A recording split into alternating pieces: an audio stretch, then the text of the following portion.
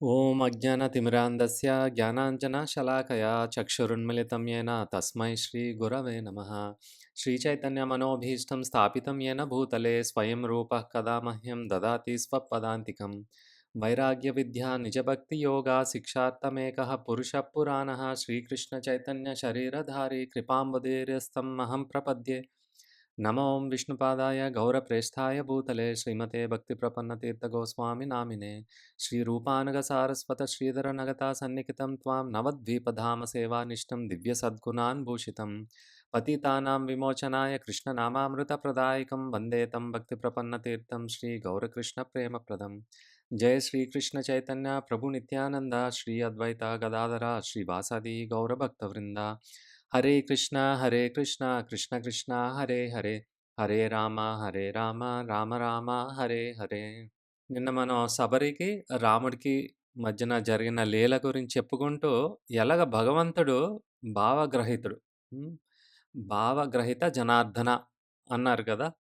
అంటే మీరు పెట్టిన పదార్థం కంటే ఆ పదార్థం వెనకాల ఉండేటటువంటి మీ మనస్సు, ఆ ఉద్దేశాన్ని మాత్రమే ఆయన తీసుకుంటారు.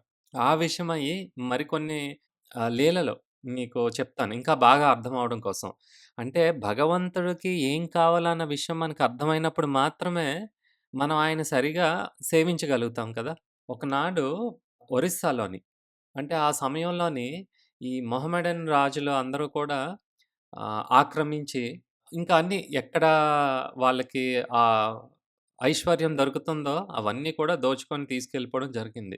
ఆ విషయమై ఒకనాడు అప్పట్లోని ఒరిస్సాలోని ఒక గొప్ప కుటుంబానికి, అంటే బ్రాహ్మణ కుటుంబం, చాలా గొప్పమైన కుటుంబం, అన్ని మంచి గుణాలతో ఉండేటటువంటి వాళ్ళ అమ్మాయిని ఆ మొహమ్మడన్ జనరల్, జనరల్ అంటే ఆ సేనాధిపతికి బహుమానం కింద, అంటే వాళ్ళ ఇంద్రియ తృప్తిని తీర్చుకోవడం కోసమని ఆ అమ్మాయిని అపహరించి ఆ మొహమ్మడన్ సైనికులు అపహరించి ఆయనకివ్వడం జరుగుతది.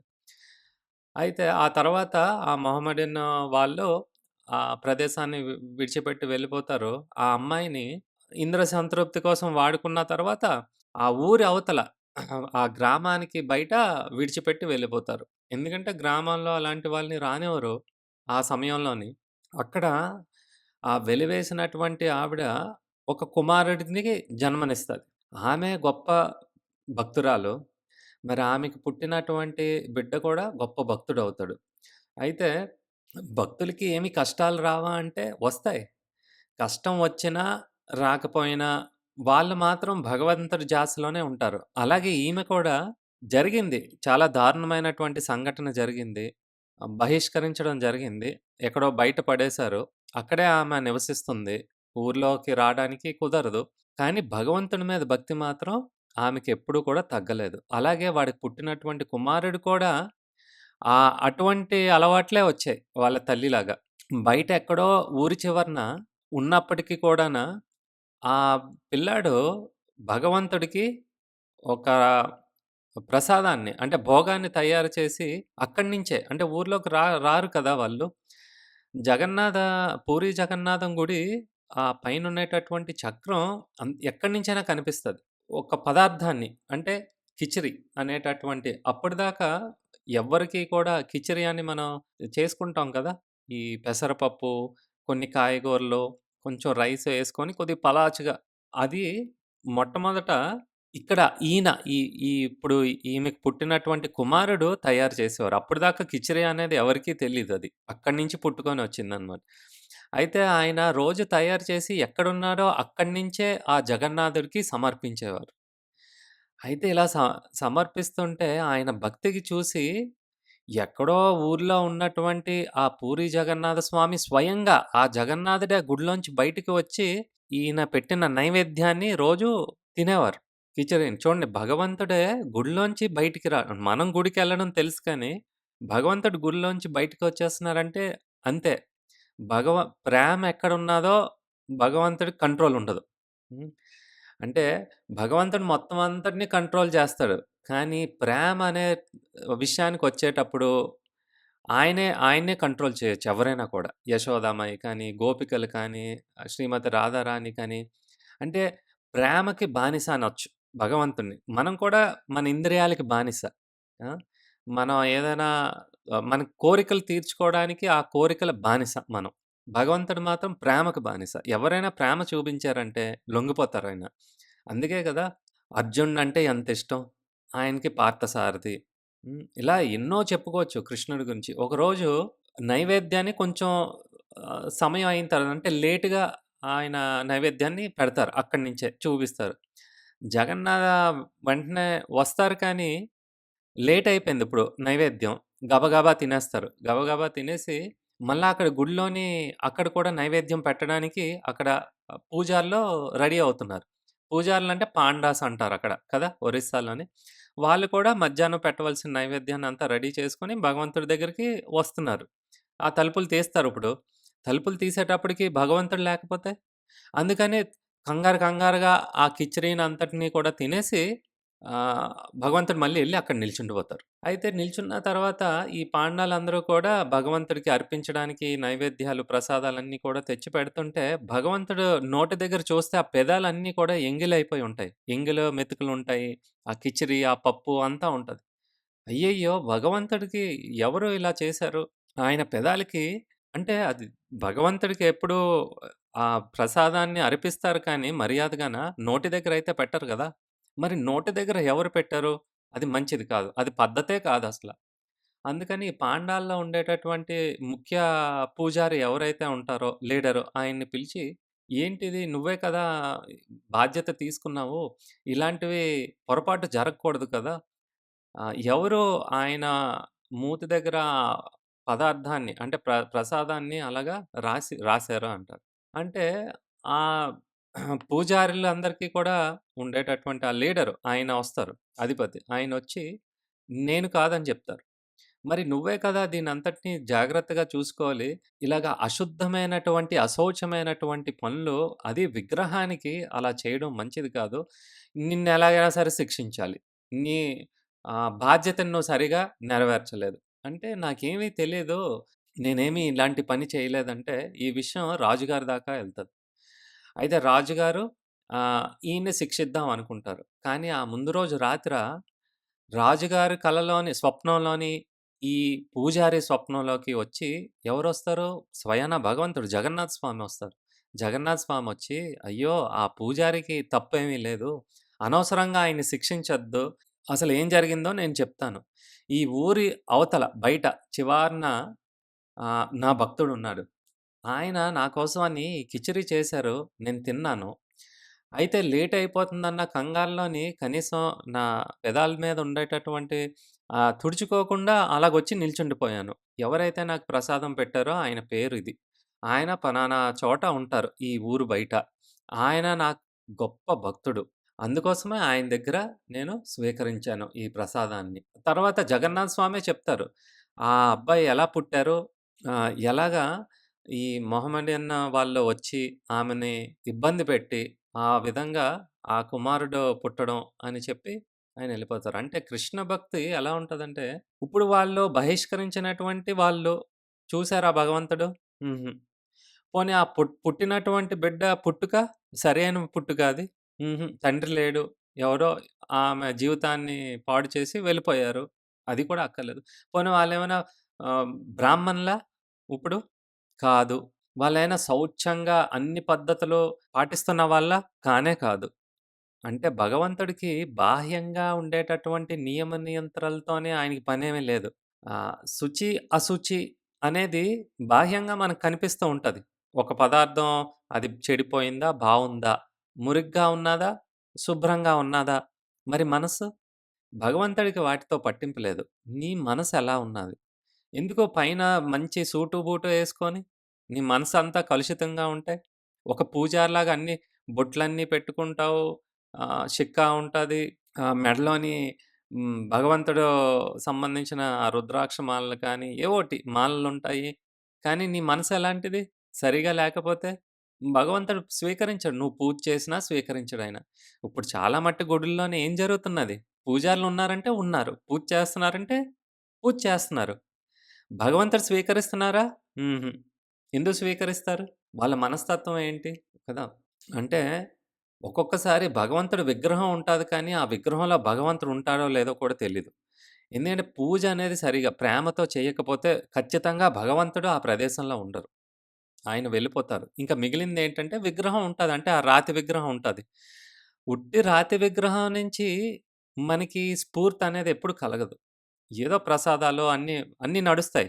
అభిషేకాలు చేస్తారు, ప్రసాదాలు పెడతారు, వేలాది మంది భక్తులొస్తారు, దండం పెట్టుకొని, దర్శనం చేసుకొని ఎళ్ళిపోతారు. అక్కడ భగవంతుడు లేకపోతే ఆయన విగ్రహం మాత్రమే ఉంటే మనకి ఆశీస్సులెక్కడ దొరుకుతాయి? ఆశీర్వాదాలెక్కడ దొరుకుతాయి?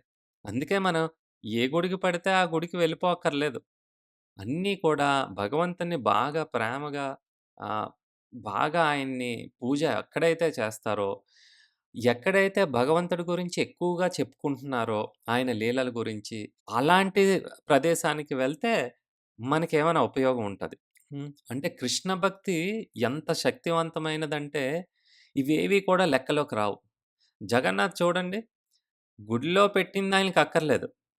గుడి బయట ఎక్కడో ఊరి చివరన ఎవరో ఆ అబ్బాయి పెట్టింది మాత్రం కావాలి. ఆ అబ్బాయి వాళ్ళ తల్లి శాపగ్రస్తురాలు. అంతే కదా! అది శాపమే పాపం. అంత గొప్ప ఇంట్లోని, డబ్బున్న ఇంట్లోని, మంచి గుణాలున్నటువంటి ఇంట్లోని, అందమైనటువంటి అమ్మాయికి ఇలా జరిగింది శాపం.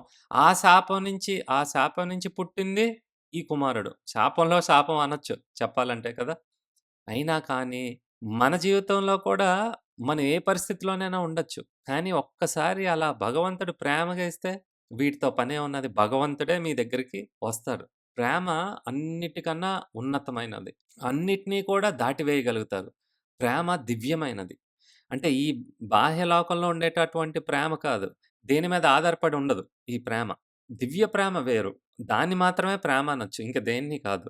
మిగతాదంతా వాడుకోవడం, అవసరం, అవసరార్థం ఇలాంటి పేర్లయితే సరిగా ఉంటాయి. ప్రేమన పేరు అనవసరంగా దాన్నంతా కలుషితం చేసేశారు. దాని అర్థాన్ని కూడా కలుషితం చేసేశారు. అలాగే చైతన్య మహాప్రభు అంటే స్వయాన శ్రీకృష్ణ పరమాత్ముడు 550 సంవత్సరాల కిందట ఈ బెంగాల్ దేశంలోని చైతన్య మహాప్రభువు కింద అవతరించి, అసలు భక్తుడు ఎలా ఉండాలి? అంటే శ్రీకృష్ణ పరమాత్ముడే ఈ రూపంలో చైతన్య మహాప్రభు రూపంలో వచ్చి అందరికీ నేర్పించారు. భక్తంటే ఏంటో నేర్పించారు. సాధన ఎలా ఉండాలో నేర్పించారు. భగవంతుడికి ఏం కావాలో తెలియజేసింది ఎవరు? స్వయాన భగవంతుడే తెలియజేశారు. భగవద్గీతలో స్వయాన కృష్ణుడే అర్జునుడికి పాఠాలు నేర్పించినట్టు భక్తుడు రూపంలోని కృష్ణుడే భక్తుడు రూపంలో చైతన్య మహాప్రభువు కిందొచ్చి ఈ ప్రేమ మార్గం అంటే భక్తి మార్గాన్ని అందరికీ గూడా అందజేశారు. భక్తంటే ఏంటి? ప్రేమంటే ఒకరి హృదయాన్ని అంకితం చేయడం. అంటే ఇదొక్కటే కృష్ణుడిని ఆకర్షించుకోగలదు. ఇంకేమి మీరు 4 అంతస్తులు, 10 అంతస్తులు, 100 అంతస్తులు పెద్ద గుడి కట్టేస్తే, అబ్బా! నా కోసం ఎంత పెద్ద గుడి కట్టారు ఆయనకక్కర్లేదు. ఆయనకి 108 వంటకాలు చాలా గొప్పగా మంచి నెయ్య, బెల్లము అన్నీ ఏసి మీరు పెట్టేస్తే అక్కర్లేదు ఆయనకి. ఆయన పట్టించుకోడు. ఆయనకి వాటితో పనే ఉన్నది. కృష్ణుడు కూడా అత్యాసున్నది. మనం అలాగే అత్యాస కదా! నచ్చింది ఏదైనా పదార్థం ఉంటే ఇంకొక ముద్ద ఎక్స్‌ట్రా తినాలనుకుంటాం. అలాగే స్నాక్స్‌లోని ఏదైనా మనకు నచ్చిందంటే ఇంకొంచెం వడ్డించుకొని తింటాం కదా! ఆశ. భగవంతుడికి ఏ లక్షణాలున్నాయో మనకి ఆ లక్షణాలే ఉన్నాయి. మనకి గ్రీడీనెస్ ఉన్నది. అత్యాస ఉన్నది. ఆయనకి అత్యాస ఉన్నది. దేంట్లోని? భక్తి. భక్తిని మాత్రం ఆయన భుజిస్తారు. నువ్వు పెట్టిన పదార్థం అందుకే కదా! నైవేద్యం పెడితే ఆయన తినేస్తే ఇంక నీకేం మిగులుతది? మిగలదు కదా! మనం కూడా తినాలి. మనము బతకాలి. కాబట్టి ఆయన స్వీకరించడం అంటే నువ్వు ఏ ఉద్దేశంతోని నువ్వు నైవేద్యాన్ని పెట్టావో ఆ ఉద్దేశాన్ని స్వీకరిస్తారు. ఆయనకి ఆకలున్నది. ఆకలెలా తీరుతది? నువ్వు ప్రేమతో పెడితే ఆ పదార్థం ఆయన ఆకలి తీరుతది. ప్రేమతో కానీ సమర్పించకపోతే ఆకలి తీరదాయనది. ఆయన ఆకలి తీరితే ఆయన సంతృప్తి ఎక్కడున్నది? ఆయన సంతృప్తి చెందపోతే ఆయన ఆశీర్వాదాలు, అనుగ్రహం నీకెక్కడున్నది? ఉండదు. భగవంతుడు అంటున్నారు, నేనెందుకు బతుకుతున్నానో తెలుసా? నన్ను ఏది బతికిస్తుందో తెలుసా? దేనికోసం బతుకుతున్నానో తెలుసా? అని భగవంతుడు చెప్తున్నారు. ప్రేమ కోసం బతుకుతున్నా. చైతన్య మహాప్రభు ప్రేమ స్వరూపులు. దానికోసం బతుకుతున్నా. లేపోతే నేనెందుకు బతకాలి? మరి భక్తుడు? భగవంతుడు ప్రేమ కోసం బతుకుతున్నాడు. భగవంతుడు భక్తుల ప్రేమ కోసం బతుకుతున్నారు. ఇంకేం కావాలి? ప్రేమకి స్వరూపం ఎవరంటే చైతన్య మహాప్రభు. ప్రేమ దేన్ని నచ్చుకుంటది? ప్రేమనే నచ్చుకుంటది. అంతే. దీనికి ఇంక వేరే ఏం లేదు. ప్రేమను ఆకర్షించాలంటే ప్రేమతోనే ఆకర్షించొచ్చు. ఈ విషయమై మహాప్రభుది ఇంకొక లీలున్నది. ఒకనాడు ఈ మొహమ్మడన్ రాజులందరూ కూడా అన్నీ ఆక్రమించుకుంటున్నారు. అలాగే నవద్వీప్‌లో కాజీ చాంద్ కాజీ అనేటటువంటి ఒక మొహమ్మడన్ రాజు ఎవరైతే ఆ ఊర్లో, గ్రామంలో సంకీర్తన చేస్తున్నారో, సంకీర్తన చేయడానికి వీల్లేదు. అయ్యో! చైతన్య మహాప్రభు స్వయాన శ్రీకృష్ణ పరమాత్ముడు వచ్చిందే అందుకు. మీకీ గ్రంథాలు చదివినా మీకు బోధపడదు. పురాణాలు చదివినా మీకవ్వదు. ఈ శాస్త్రాలు అస్సలే మీకు అర్థం అవ్వదు. ఈ ఈ యుగంలో కలియుగంలోని అందరూ మొద్దుబారిపోయినోళ్ళు, ఆహ్, మూర్ఖులు మాత్రమే ఉన్నారు. దీని వెనకాల ఉండేటటువంటి పరమార్థం మీకెవ్వరికీ అర్థమవ్వదు. అంత సమయం కూడా లేదు. ఈ శాస్త్రాలు చదివే లోపట అర్థమైంది పక్కన పెట్టండి. చదివే లోపటే సగంలో మనం పోతాం పైకి. ఇవన్నీ మీ వల్ల కాదు. భగవంతుడే మన పైన దయ తలిచి, ఒక భక్తుడి రూపంలోని చైతన్య మహాప్రభు కిందొచ్చి అందరికీ కూడా భక్తి మార్గాన్ని చూపించారు. దాన్నే సంకీర్తన. సంకీర్తన యజ్ఞ. ఈ కలియుగంలో ఎన్ని యజ్ఞాలు చేసినా కూడా ఏమీ ప్రయోజనం లేదు. ఆ యజ్ఞాలు చేసే తీరు పోయింది. యజ్ఞాలు చేయగలిగినటువంటి పూజారులు లేరు. ఆ యజ్ఞానికి సంబంధించినట్టుగా ఆ మంత్రాల్ని చదివే పద్ధతి కూడా ఇప్పుడు తెలీదు. మరి అలాంటి యజ్ఞాలు చేయడం వల్ల ఎవరికి ప్రయోజనం? అందుకే సంకీర్తన యజ్ఞ. కేవలం భగవంతుని యొక్క నామాన్ని జపిస్తే చాలు ఇంగేమి చెయ్యొద్దు అని. అయితే ఈ చాంద్ కాజీ ఎక్కడైనా ఎవ్వరైనా సరే సంకీర్తన చేస్తే ఆ మృదంగాల బద్దలు కొట్టి అక్కడున్న భక్తులందరినీ కూడా ఈ సైనికులతోని వాళ్ళకి కొట్టించేవారు. ఈ విషయం మహాప్రభువుకి తెలిసింది. ఎవరో ఇబ్బంది పెడితే భగవంతుడు పట్టించుకుంటారా? ఏం పట్టించుకోరాయన. ఆయన భక్తుల మీద ఎవరైనా చెయ్యేస్తే ఆయన ఊరుకుంటారా ఇప్పుడు? ఊరుకోరు కదా! ఇప్పుడు చైతన్య మహాప్రభుకి ఆగ్రహం కలిగింది. నా భక్తుల మీద చెయ్యి చేసుకుంటారా? ఆడు రాజైతే ఏంటి? ఏమైతే ఏటి? భగవంతుడికి ఉన్న శక్తిలోని మనమంతా ఏమాత్రం? భగవంతుడన్నారు, "అవునా? అంత సాహసం చేశారా? ఇప్పుడు నేనంటే చూపిస్తాను" అని ఆయన అర్ధరాత్రి మొత్తం అందరిని కూడకట్టుకొని, సంకీర్తన చేసుకుంటూ, ఆ రాజు ఎక్కడైతే ఉంటున్నాడో ఆ ప్యాలెస్‌కి బయలుదేరారిప్పుడు. మరి ఎంతమంది చైతన్య మహాప్రభు ఎనకాల బయలుదేరారు? కాగడాలు పట్టుకున్నారు. రాత్రి పూట కదా! చీకటిగా ఉంటది. ఈ కాగడాలు పట్టుకున్నారు. కాగడా ప్రతి ఒక్క మనిషి దగ్గర ఉన్నది. ఇప్పుడు సంకీర్తన చేసుకుంటూ ఒకలా? ఇద్దరా? 1000 మందా? 10,000 మందా? కాదు. 1,00,000 మంది. చూడండి మహాప్రభు అంటే ఎంతిష్టం. 1,00,000 మంది ఆయన వెనకాల కాగడా పట్టుకొని సంకీర్తన చేసుకుంటూ, మృదంగం వాయిస్తూ అసలు అన్ని మృదంగాలు ఎంతోమంది మృదంగాలు, ఆ కర్తాలాలు వాయిస్తూ అదలా దగ్గరికొస్తుంది. దూరంగా చూస్తే ఏదో శబ్దం, ఏదో వెలుగులా ఉన్నది. దగ్గరకొస్తున్నప్పుడు ఆ సైనికులకి గజగజ వణికిపోతున్నారు. ఏంటిది? ఎవరాపగలరు? ఎవరు యుద్ధం చేయగలరు? ఇప్పుడొస్తున్నటువంటి భక్తులు. పోనీ అలాగని కత్తులతోని, గన్నులతోని పోరాడడానికొచ్చారా? లేదు. సంకీర్తన. భగవంతుడి నామాన్ని జపం చేసుకుంటూ అక్కడున్న కొంతమంది సైనికులు ఎందుకంటే భగవంతుడి నామం మన మనసుకు సంబంధించింది. వాళ్ళు కూడా చాలామంది తెలియకుండానే వాళ్ళు కూడా నృత్యం చేసేస్తున్నారు. వాళ్ళు కూడా సంకీర్తన చేసేస్తున్నారు. వాళ్ళు మొహమ్మడియన్స్ అయినప్పటికి కూడా సంకీర్తన వాళ్ళు ఆపుకోలేకపోతున్నారు. 1,00,000 మంది సంకీర్తన చేస్తే ఎలాగుంటదో ఒక్కసారి మీరు ఆలోచించండి. అది 1,00,000 మంది ఎవరో కాదు భక్తులు. మరి ఆ భక్తులందరికీ లీడర్ ఎవరు? చైతన్య మహాప్రభు. ఆయన ఆధ్వర్యంలో జరుగుతున్నటువంటి సంకీర్తన ఎలా ఉంటది అసలు? మారు మ్రోగిపోతది. కాజీ ఆ రాజు భయపడిపోతాడు. వచ్చి ఇప్పుడు మాట్లాడుతున్నారు. "అయ్యో నాయనా! ఎందుకు ఇంతమందిని తీసుకొచ్చావు? ఇదంతా ఏంటి రాధాంతం అంతా? మీ నాన్నగారు నాకు పరిచయం ఉన్నారు. నిజానికి మీ నాన్నగారు నేను ఎంత క్లోజ్ అంటే, నేను నీకు మామయ్య అవుతాను వరుసని. మామయ్య పైన దాడికి వస్తావా నువ్వు?" అని నచ్చజెప్తారు చైతన్య మహాప్రభుకి. అప్పుడు చైతన్య మహాప్రభు శాంతిస్తారు. శాంతించి ఇదిగో చూడు ఈ ఊర్లోని భగవంతుని నామాన్ని వాళ్ళు జపం చేసుకుంటున్నారు. సంకీర్తన చేసుకుంటున్నారు. వాళ్ళేమి ఎవరికీ కీడు చేయట్లేదు, ఇబ్బంది పెట్టట్లేదు. కాబట్టి ఎవ్వరూ కూడా వాళ్ళ జోలికి వెళ్ళకూడదు అని జెప్తారు. "ఆ! సరే" అంటారు. ఘాజీ అంటారు, "ఎందుకు ఇంత భయంగా ఉన్నారు?" చెప్తారాయన. "ముందు రోజు రాత్ర నాకొక స్వప్నం వచ్చింది. ఆ స్వప్నంలోని ఒక వింతైనటువంటి వ్యక్తి. ఆయన మనిషా తెలీదు, సింహమో తెలీదు. ఆయన మొఖమంతా సింహంలాగున్నది. కానీ సగభాగం అంతా గూడా మనిషిలా ఉన్నది. ఎవరో తెలీదు. ఆయన్ని చూస్తే ఇప్పటికి కూడా వణికిపోతున్నది. ఆయన నా గుండెల పైనొచ్చి, నా గుండెలు చీల్చేస్తానన్నారు. ఈ సంకీర్తన కానీ ఆపినట్టయితే, నువ్వు ప్రాణాలతో ఉండవు. అంతే. నాకొక అవకాశాన్నిచ్చారు. అందుకే నేను బతికున్నాను. ఇదిగో చూడు అని ఆయన ఛాతీనిప్పి చూపిస్తే, ఆ గోర్లతోని గీరినటువంటి అచ్చుల్ని చూపిస్తారాయన. అంటే ఇప్పుడు చైతన్య మహాప్రభు చెప్పింది ఈయన ఒప్పుకోపోతే, నిజంగా ఆ నరసింహస్వామొచ్చి గుండె చీల్చేస్తానన్నారు. భయం కాజీకి. కానీ తర్వాత కాజీ ఒక గొప్ప భక్తుడయిపోతారు. ఇప్పటికి కూడా మీరు నవద్వీప్ అంటే మాయాపూర్ వెళ్ళినట్టయితే ఆయన సమాధి దగ్గరే సమాధి పైనే ఒక ఆహ్, చెట్టు 100 వరహాల అంటే అప్పట్లో ఏసారు మొక్క. ఇప్పుడు అదొక పెద్ద వృక్షం. ఎక్కడ మొదలవుతుందో, ఎక్కడ అంతమవుతుందో తెలీదు. అంత పెద్ద వృక్షం అది. ఇప్పటికి ఉన్నదది. 550 సంవత్సరాల కిందట జరిగినదిది. హ్మ్. అయితే ఇదంతా అయిపోయిన తర్వాత చైతన్య మహాప్రభు తిరిగి వెళ్ళిపోతున్నప్పుడు అలసట. అంటే రోజంతా సంకీర్తన చేసుకోవడమే. అర్ధరాత్రి కూడా వెళ్లారు. అలాగా నడుచుకుంటూ వెళ్తున్నప్పుడు శ్రీధర పండిత అనేటటువంటి ఒక బ్రాహ్మణుడుండేవారు. చాలా పేదాయన. ఆయన ఎలా బతికేవారంటే ఈ అరిటాకులను నమ్ముకొని మార్కెట్‌కెళ్ళి ఏదో అనా పైసా ఏదో వస్తే దాంట్లో ఉన్న దాంతోనే ఆయన తినేవారు.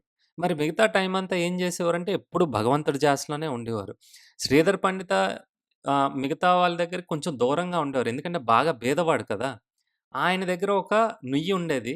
ఆ నుయ్యి బయట ఏదో ఒక ఇనుప కుండ ఉండేది. దాంతోనే నీళ్లు నూతిలోంచి తీసుకొని రోజు వరకు వాడుకుండేవారు. బయటుంటది మట్టిలోని నుయ్యి దగ్గర. మహాప్రభు ఆ పాత్రతోని తీసుకొని ఆ పాత్రలో నీళ్లుంటే అది తాగేస్తున్నారు. తాగేస్తుంటే మిగతా చుట్టూ ఉన్న భక్తులొచ్చి, "అయ్యో! మహాప్రభు అది అశౌచంగా ఉన్నాది కదా! అది మట్టితో ఉన్నది. అది బాగాలేదు. మంచి కుండనొకటి తీసుకొనొచ్చి మీకు తాగడానికి నీరిస్తామంటే" పట్టించుకోరాయన. మహాప్రభు అదే పాత్రతోని తాగుతూ ఉంటారు. తాగుతూ ఉన్న తర్వాత, "ఏం మాట్లాడుతున్నారు మీరు? ఇది నా భక్తుడు శ్రీధర్ పండిట్‌ది. ఇంతకన్నా పవిత్రమైన పాత్ర ఎక్కడైనా ఉంటదా ఈ లోకంలోని? ఉండదు. నా భక్తుడు వాడుతున్నటువంటి ఈ పాత్ర అంటే బాహ్యంగా శుచిగా ఉన్నదా? లేకపోతే అశౌచంగా ఉన్నాదా? ఆయన చూడట్లేదు. ఈ పాత్ర ఎవరిది? ఒక గొప్ప భక్తుడిది. ఆయన భక్తుడు అంటే కృష్ణుడు భక్తుడు ఆయన. చైతన్య మహాప్రభువే కృష్ణుడు. ఆయన ఇంతకన్నా పవిత్రమైన పాత్ర ఎక్కడుంటది? నేను దీంతోనే తాగుతాననేసన్నారు. భగవంతుని ఎవరైతే శరణాగతి కోరుకుంటారో, వాళ్ళు కొన్ని నియమాలు పాటిస్తారో, పాటించరో, పొరపాటు చేస్తారో, సరిగా ఉంటారో ఆయనకనవసరం. శరణాగతి తీసుకుంటే పొరపాటు చేసినా కూడా వాళ్ళంటేనే ఇష్టం భగవంతుడికి. ఈ భజన, ఈ సంకీర్తన, ఈ ప్రేమ అనేది హృదయానికి సంబంధించింది. అంటే ఇచ్చిపుచ్చుకోవడాలంటాం కదా! మనకి ఒక పద్ధతుంటది. ఒక మర్యాదుంటది. ఎవరైనా ఇంటికి వెళ్ళినా, ఎవరైనా పెద్దవాళ్ళ దగ్గరికెళ్ళినా, ఒక గురువుగారి దగ్గరికెళ్ళినా ఇచ్చిపుచ్చుకోవడాలంటూ ఉంటాయి కదా! మీ ఇంటికి నేనొచ్చాననుకోండి, ఖాళీ చేతులతో పంపిస్తారా? ఒక పండు పెడతారు, లేకపోతే తాగడానికి మజ్జిగిస్తారు. ఇంకా భోజనమే పెట్టేస్తాం అంటారు కదా! ఏంటి మనస్సుతోని, హృదయంలో ఉన్నది. వీళ్ళకి బాగా వచ్చారు. వీళ్ళని బాగా చూసుకోవాలి. అది. అంతేకాని మీరు పెట్టిన ఏ పదార్థం పెట్టారో, గొప్ప పదార్థం పెట్టారా? తక్కువ పదార్థం పెట్టారా? కాదు. ఆ పదార్థాన్ని పెట్టే ఉద్దేశ్యం ఏంటి మీ మనసుతోని? అంటే ఈ భజన, ప్రేమ అనేది మనసుకు సంబంధించింది. హృదయానికి సంబంధించింది. అంతేకాని ఫార్మాలిటీ కాదిది. నియంత్రణల గురించి కాదు. కృష్ణ భక్తి అంటే ఏంటి? మీ హృదయాన్ని కృష్ణుడి కోసం అంకితం చేయడం. అంకితం అంటే సగం సగం కాదు పూర్తిగా. కృష్ణుడు మీరు గుడికి పంచెతో వచ్చారా? సూటు, బూటు యేసుకొనొచ్చారా? ఆ! బాగా మేకప్ అయ్యొచ్చారా? నగలన్నీ యేసుకొనొచ్చారా? కృష్ణకి ఇవేం అవసరం లేదు. ఇదంతా కూడా ఎక్స్‌టర్నల్ అంటే సివిలైజ్డ్. ఆ! సివిలైజ్డ్ అంటే బాగా రెడీ అయ్యి వస్తారు బాగాన. నాన్ సివిలైజ్డ్ అంటే ఈ పల్లెటూరులోని ఇంకేవో అలా హాఫ్ ప్యాంట్ కూడా యేసుకొనొచ్చేస్తారు. కృష్ణుడు అది చూస్తున్నారా? చూడరు. నువ్వు గోచి కట్టుకొనొస్తే ఏంటి? సిల్క్ పంచె కట్టుకొనొస్తే ఏంటి? ఆయనకి అవసరం లేదు. ఎక్స్‌టర్నల్ అంటే బాహ్యంగా ఉండేటటువంటి పద్ధతుల్ని మీరు ఆహ్, మీ కట్ మీ కట్టుబాట్లని దానికి భగవంతుడు దానికి అక్కర్లేదు. అందుకే కదా నిన్న మనం మాట్లాడుకున్నాం. రామచంద్రుడు నీతి నియమాలు ఉంటాయి. ఈ మన మానవ లోకంలో. నీతి నియమాలంటే మోరల్ లాస్. ఆ విలువల్ని మనం పాటించాలి. మరి ఈ విలువలన్నిటికి అధిపతి ఎవరు? ఎవరిచ్చారు? రామచంద్రుడే. ఆయనే భగవంతుడు. కానీ ఆయనే ఉల్లంఘిస్తున్నారు. ఎందుకు ఉల్లంఘించాల్సొస్తుంది ఆయనకి తెలీదా? ఒక గిరిజన ఆవిడ ఈ ఎంగిల్ చేసినటువంటి పదార్థాన్నిస్తే రాజు కుమారుడు భగవంతుడు ఆయన స్వీకరించడం ఏంటి? స్వీకరించకూడదు కదా! అది అశౌచమైనది. శుద్ధిగా ఉండేది కాదు. కానీ ఆయనేం చేయలేకపోయారు. ఆయన పెట్టిన నియమాలను ఆయనే ఉల్లంఘించారు. ఎందుకు? ప్రేమ. ప్రేమున్నాదంటే అంతే. ఆయనకింకేం కనిపించదు. లొంగిపోయారు. అబ్బా! శబరి ఎంత భక్తినేనంటే ఎంత ప్రేమ. ఆ! ఆమె విడిచిపెట్టినవి ఎంతో చాలా మధురంగా అనిపించింది రాముడికి. అందుకే ఏమి స్వీకరించారు? ఎంగిలి చేసిన పళ్ళు కాదు. మరి పళ్ళని స్వీకరించారా? కాదు. ఆమె హృదయాన్ని స్వీకరించారు. ఆమె మనసుని స్వీకరించారు. ఇలాగే ఇంకొక విషయం ఇవన్నీ మీకెందుకు చెప్తున్నానంటే, అసలు భక్తంటే ఏంటో అన్న విషయం మనకి సరిగా అర్థం అవ్వకపోతే, భక్తి పేరు మీద పిచ్చి పిచ్చి పనులన్నీ చేసేస్తూ ఉంటారు జనాలు. అదే మనం ఫాలో అయిపోతాం. యూట్యూబ్‌లోనో లేకపోతే ఫాలోవర్స్ ఇంతమందుంటే ఈడో గొప్ప భక్తుడనుకుంటారు. కాదు, కాదు. భగవంతుడు చెప్పింది సరిగా వింటే, మనకి ఒక క్లారిటీ అనేది ఉండాలి కదా! అంటే క్లియర్‌గా ఉండాలి మనకి. ఏది భక్తి, ఏది కాదు అని. అందుకోసమే ఈ ఉదాహరణలు. ఇవన్నీ మన ఆచార్యుల వాళ్ళు ఎంత గొప్పగా మనకి ఈ ఉదాహరణలిచ్చారు. ఆచార్యులు మనకు బోధించకపోతే ఈ విషయాలు మనకు అర్థమవుతాయా? ఏంటి శాస్త్రాలు తెచ్చుకొని అదసలే సంస్కృతంలో ఉంటది. ఆ సంస్కృతం మనకేం అర్థం అవ్వాలి చెప్పండి? అర్థమవ్వదు. వాళ్ళ దయ వల్ల మనకన్ని భాషల్లోని కూడా మనకి అర్థమయ్యేటట్టుగా మనం మూర్ఖులమి, మనం బుద్ధిమతం వాళ్ళవి. అంటే బుద్ధి ఏమీ లేదు. ముఖ్యంగా ఆధ్యాత్మిక విషయాలంటే అస్సల దాని జోలికి పోము. అదంటే ఏంటో కూడా మనకు తెలీదు. అలాంటి వాటి పైన కూడా మన దృష్టి వచ్చేటట్టుగా, వాటి పైన మనకి మక్కువ కలిగేటట్టుగా, అవి అర్థమయ్యేటట్టుగా గురువులు లేకపోతే ఎలాగా? మన జీవితం ఏటైపోద్దో? గురువు ఉంటేనే కదా భగవంతుడేంటో అని అర్థమవుతుంది ఈరోజు. ఇంకొక ఉదాహరణ చెప్తాను మీకు.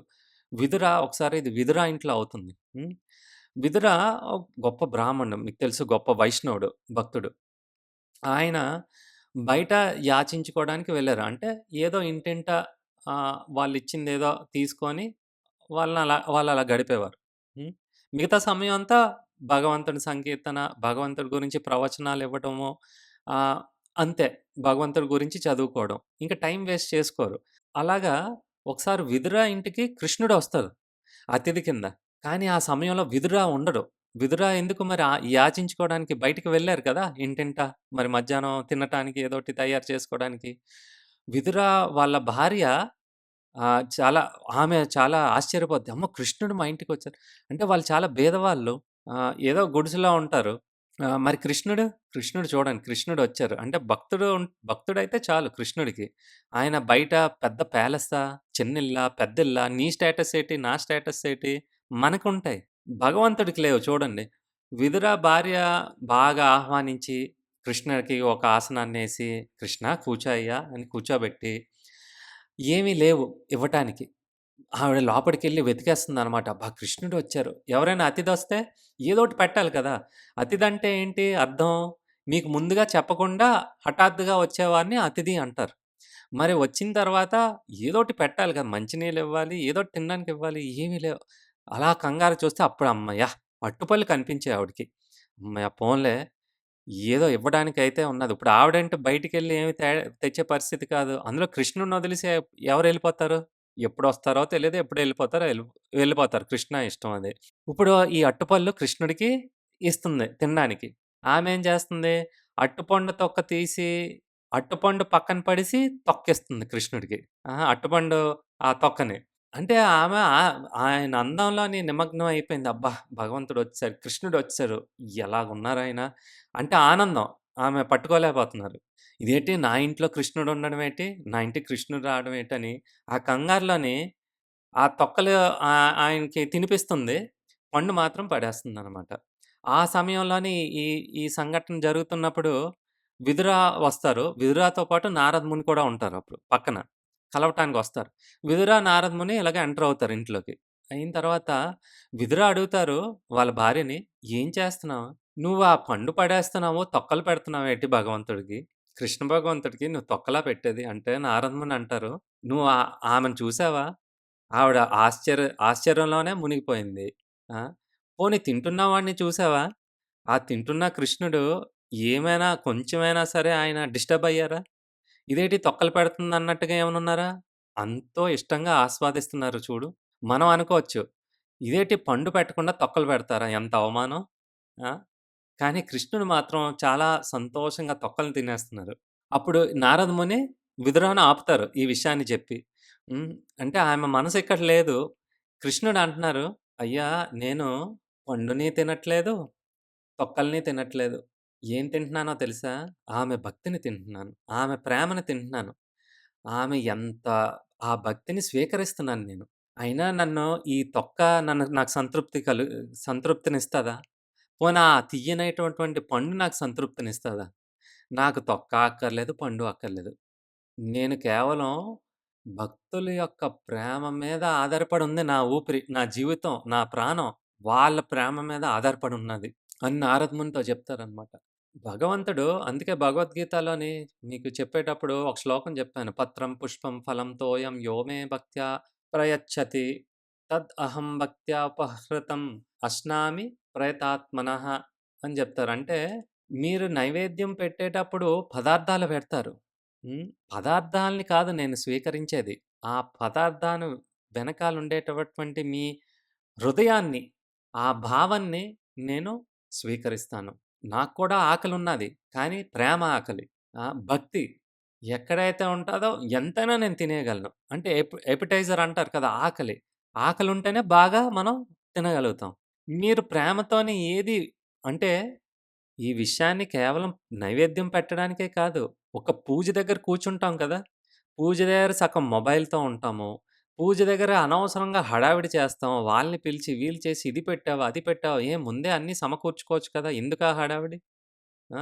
మరి ఆ వచ్చిన పంతులు గారు కూడా 2, 3 సార్లు మొబైల్ చూసుకుంటూ ఉంటారు. అంటే భగవంతుడి మీద ఈ అసలు ప్రేమ సంగతి వదిలేయండి. కనీసం ఒక అటెన్షన్ లేదు. మనసు లగ్నం లేదు పూజలోని. ఏదో పేరుకి ఫార్మాలిటీకి ఆ పూజ అయిపోతే చాలు. అంటే పూజలో కూర్చున్నాం, భగవంతుడిని పూజిస్తున్నాము. ప్రేమతో పూజిస్తే అది పూజవుతది. ఆ ప్రేమని కానీ జోడించలేదనుకోండి పూజకి, పూజకి ఏం ఫలితం రాదు. ఆ పూజతో మీకు ఎటువంటి ఫలితం రాదు. ఏదో గొప్పతనం కోసం 100 మందిని బాగా పిలిచి భోజనాలు పెట్టి పూజ ఘనంగా ఎవరికి కావాలి? భగవంతుడి దగ్గర ఘనమేటి? ఆయన దగ్గర లేదా? ఇదంతా ఆయన ఐశ్వర్యమే. ఈ లోకాలన్నీని ఆయన సృష్టించినవి. ఆయనకేమైనా తక్కువా? పోనీ ఐశ్వర్యం తక్కువా? ఆయన దగ్గర కోట్లాది లక్షలున్నారు. నువ్వు ఘనంగా చేసి, లక్షలాది పెట్టి ఘనంగా చేసిందే ఆయనకి కావాలా? కాదు. ఏమైనా చేయండి. ఘనంగా చేయండి, మామూలుగా చేయండి. దానికి ప్రేమను జోడించకపోతే భగవంతుడు అది స్వీకరించరు. మరి మీ పూజను భగవంతుడు స్వీకరించకపోతే మీకేం ఆశీర్వాదం దొరుకుతది? ఏం అనుగ్రహం దొరుకుతది? దొరకదు. అందుకే భావగ్రహిత జనార్దనః అన్న పదం వచ్చిందనమాట. జనార్దన అంటే ఎవరు? కృష్ణుడు. ఏ భావాన్ని చూస్తున్నారు? మీలో ఉండేటటువంటి భక్తి భావాన్ని, మీలో ఉండేటటువంటి ప్రేమని. ప్రేమ, భక్తి అనేది ఈ సాధారణమైనటువంటి బాహ్యంగా ఉండేటటువంటి ఈ నియమాలు, నియంత్రణలతో పని లేదు. అయితే మనమేం గొప్ప బ్రాహ్మణులం కాదు కదా! మనమేం విదుర భార్య అంత భక్తితో ఏం లేదు కదా! మనం చాలా చాలా చాలా లోగా అంటే దిగజారిపోయినటువంటి పరిస్థితిలో ఉన్నాయి మన స్థాయ. అది మీకు తెలుసు, మనకి తెలుసు కదా! నేను అలాంటి వాడినే, మీరు అలాంటి వారే. అందుకోసమే ఆచార్యులు చెప్పారు ముందుగా నువ్వు ఆత్మ సాక్షాత్కారం చేసుకునే ముందు, ఇదిగో భక్తికి సంబంధించిన అంటే వైది భక్తి. వైది అంటే నియమ, నియంత్రణలతో ఉండేటటువంటి భక్తి. అక్కడితో మొదలుపెట్టు. ఏది శుచో, ఏది అశౌచమో, ఏది శుభ్రతతోని అంటే బాహ్యంగా ముందు పవిత్రంగా సు స్నానాన్ని చేసుకొని, స్వచ్ఛంగా ఉండేటటువంటి దుస్తుల్ని వేసుకొని, ఒక పద్ధతుంటది. ఆ పసుపు, కుంకము, అక్షింతలు ఆరతికి సంబంధించినవి, అగరబత్తులు, పళ్ళు అన్నీ. ఆ పద్ధతి ప్రకారంగా నువ్వు పెట్టు. స్వీ అని. ఈ వైది భక్తిని మనం పాటించగా మన మనసులో ఉండేటటువంటి చెడు ఆలోచనలు అంటే ఇదొక ప్రాసెస్. ఇదొక విధానము. వైది భక్తి అనేది ఒక విధానము. ఆ విధానాన్ని పట్టుకొని ముందు మనలో ఉండేటటువంటి కలుషితం అంతటిని కూడా శుభ్రపరుచుకుంటున్నాం. బాహ్యంగా ముందు మొదలుపెట్టాం స్నానం చేయడం. ఆ తర్వాత భగవంతుడిని అర్పిస్తూ, భగవంతుడి సేవలో ఉన్నప్పుడు నెమ్మదిగా మన హృదయం అంతా కూడా శుద్ధి అవుతుందన్న. శుద్ధ అయిన తర్వాత అప్పుడు వైద్య భక్తితోని ఇంక మనకయిపోయింది. మన ఈ నియమాలు, నియంత్రాలతోని ఇంక మనకి పనుండదు. అది తెలుస్తది మనకి. భగవంతుడు సంబంధం ఏర్పడినప్పుడు తెలుస్తది. అప్పుడు ఇవేమి మీరు ఫాలో అవ్వక్కర్లేదు. అందుకే మీకు చెప్పాను కదా! ఆ కృష్ణుడి దగ్గర కృష్ణుడిని వ్రజలోకంలోని కృష్ణుడిని ఎవరు పూజించరు. కృష్ణుడితో ఆడుకుంటారు. కృష్ణుడిని ఏడిపిస్తారు. కృష్ణుడిని ఎలాగ ఏడిపిస్తారంటే గోపికలు ఆయన్ని ఈ అవమానం కూడా చేస్తారు. వాళ్ళ దుస్తుల్ని ఆడవాళ్ళేసుకున్నటువంటి గోపి దుస్తుల్ని కృష్ణుడికి బలవంతంగా కట్టి, ఆ! "నువ్విప్పుడు డాన్స్ ఎయి. నువ్విప్పుడు నృత్యం చేస్తావా? చెయ్యవా?" ఆడుకుంటున్నారు. కృష్ణుడితో ఆడుకుంటున్నారు. ఆయనే అధిపతి అన్నిటికిని. కానీ ఆయన పాపం బానిస. దేనికి బానిస? ప్రేమకి బానిస. అంటే దివ్యమైనటువంటి ప్రేమ. ఈ ప్రేమదేమున్నది? ఇక్కడ ఈ లోకానికి సంబంధించింది కాదు. భక్తులు ఎలాగా భక్తులారా మీరెలాగ ఆడిస్తారో నేనలాగ ఆడుతానంట. భక్తులేమంటున్నారు? "భగవంతుడా నువ్వు నన్నెలాగ ఆడిస్తావో నన్ను ఆడించన్నారు." చూసారా? ఈ సంబంధం ఎంత గొప్ప సంబంధం కదా! అందుకే మొట్టమొదట మనం ఈ వైదిక భక్తిని, ఈ సాధనని మనం చేసుకుంటూ వెళ్ళిపోతే, మన శుద్ధి అయ్యి, మన ఒక అర్హతని సంపాదించుకుంటాం. ఆ! భగవంతుడి దగ్గర. అప్పుడు మనకు తెలుస్తది. అప్పుడు ఇవన్నీ విడిచిపెట్టు. దీంతో సంబంధం ఉండదింక. ఎక్కడున్నా, ఏ పరిస్థితిలో ఉన్నా, మీరు స్నానం చేసినా, చెయ్యకపోయినా భగవంతుడే అంతే.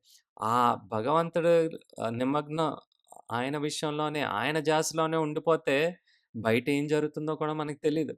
అందుకే మన ప్రయాణం అనేది బాహ్యంగా ఉండకూడదు మన జీవితంలోని. అంతరంగంగా ఉండాలి. మన మనసులో ఉండేటటువంటి ఆత్మ ఏంటి? పరమాత్ముడేంటి? ఇద్దరికి ఉండేటటువంటి సంబంధం ఏంటి? కృష్ణుడు ఏం చెప్తున్నారు? ఇది అంతరంగమైనటువంటి ప్రయాణం. Inner journey. బాహ్యంగా అంటే ఎన్ని? ఇది సంపాదించుకోవాలి, అది తెచ్చుకోవాలి, వాడితోనుండాలి, వీడిలా చేసాడు. ఇదంతా కూడా బాహ్యంగా ఉండేటటువంటి ప్రయాణం. ఆ ప్రయాణాన్ని ఆపుకోవాలి మీరు. కృష్ణుడికి పెద్దగా ఇంట్రెస్ట్ లేదు వాటి మీద. సో, అందుకనే ఆయనకి భావగ్రహి జనార్దనః అన్న పేరు అలా వచ్చింది.